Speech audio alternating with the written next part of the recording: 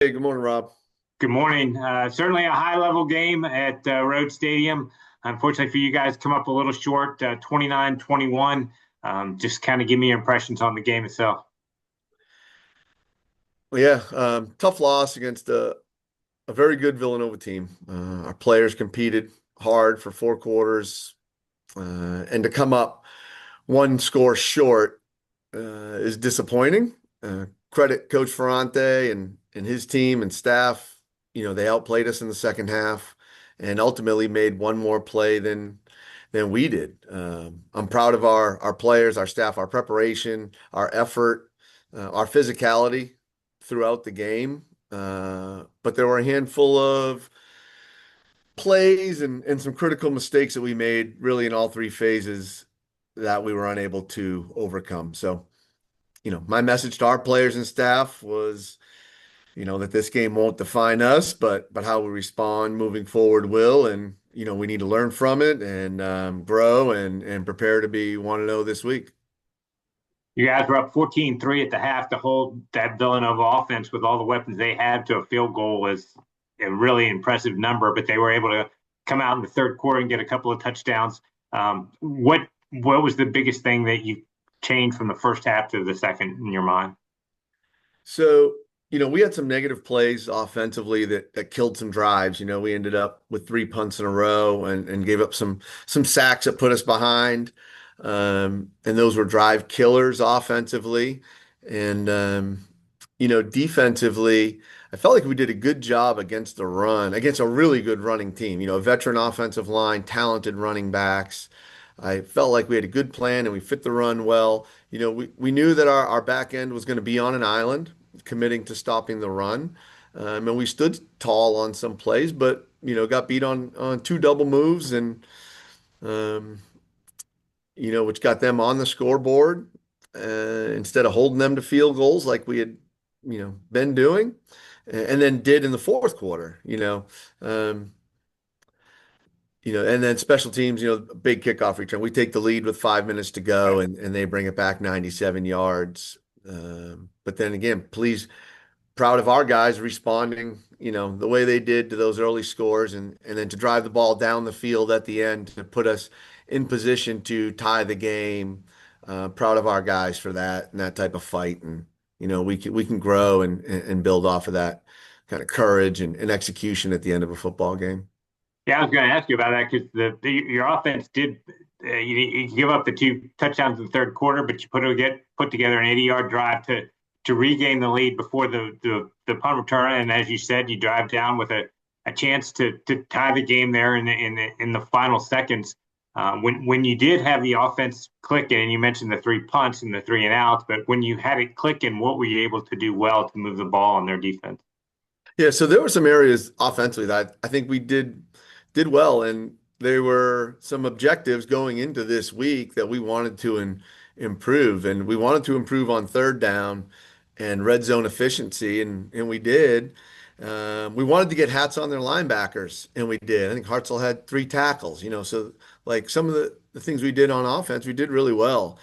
We wanted to improve our intermediate passing game, and Landon was more efficient there. I think he was like 64% on the day, and the one interception came at the end of the game, last play of the game. We had to get the ball out of his hand and try to get it in our hands. So I think there was some good. We did some good things on offense, some things we can certainly build off of. We're here with Elon, head coach Tony Trisciani. If you have a question for him this morning, just use the chat feature or raise your hand icon. The time of possession, which you guys had dominated the week before, Villanova had the ball for 36 minutes. Did you feel at all like your defense wore down, or was that not a big factor in the game? Yeah, there were some short drives in the third quarter by us offensively, which got us right back out there. I did feel like even in the first half, like, hey, I don't know how many opportunities, we're going to have in this Yeah. game. It was things moved quickly, and so when you have those limited possessions, it makes it harder to overcome some of the mistakes that we made. Question this morning from Bob. Good morning, Bob. Good morning. I was going to ask you about the time of possession too, Tony.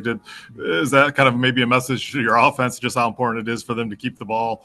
Obviously, you want to get drives going, but just it seemed like your defense could have been worn out. Yeah, no doubt. Like complementary football, you want to sustain drives and you want to get off the field on third down defensively, right? So some of that's on the defense also for some of those longer drives, being able to get off on third down or fourth down.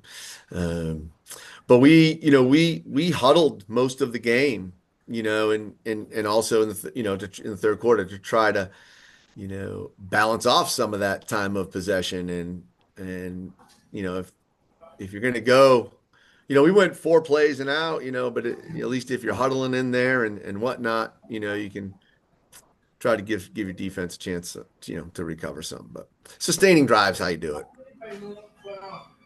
Gotcha. Hey, but your running backs, I know they didn't have huge rushing numbers, but I'm sure once you charted it, it seemed like they were breaking a lot of tackles or weren't going down on first contact at all. Was that just another encouraging part about those guys back there?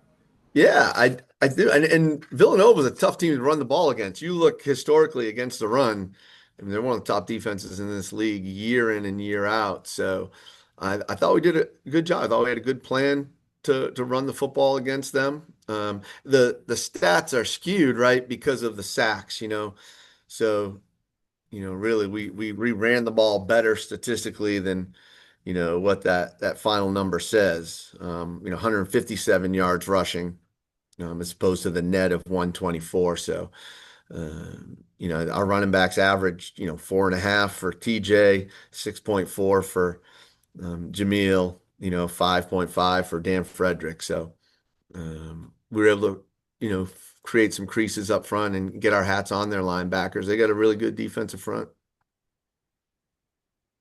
All right, let's look ahead. A big one for your team on Saturday as you head to William and Mary. As you've started to prepare for them, what are some of the challenges they present for you? Yeah, good football team. For us and William and Mary, I mean, we've played some real close games here over the years. There's certainly a rivalry there.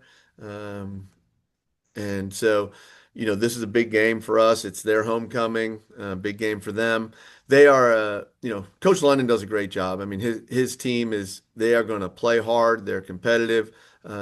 This year, they're really playing disciplined, least penalized team in our league right now. They're securing the football. They are blocking kicks on special teams. They've got an athletic quarterback that can extend plays. So they're a good football team. We've talked about your athletic quarterback, Landon Clark, a lot. What impresses you about theirs, Tyler Hughes? Yeah, so he can use his leg to extend plays. He's got arm talent to still push the ball down the field. He's been efficient and making good decisions.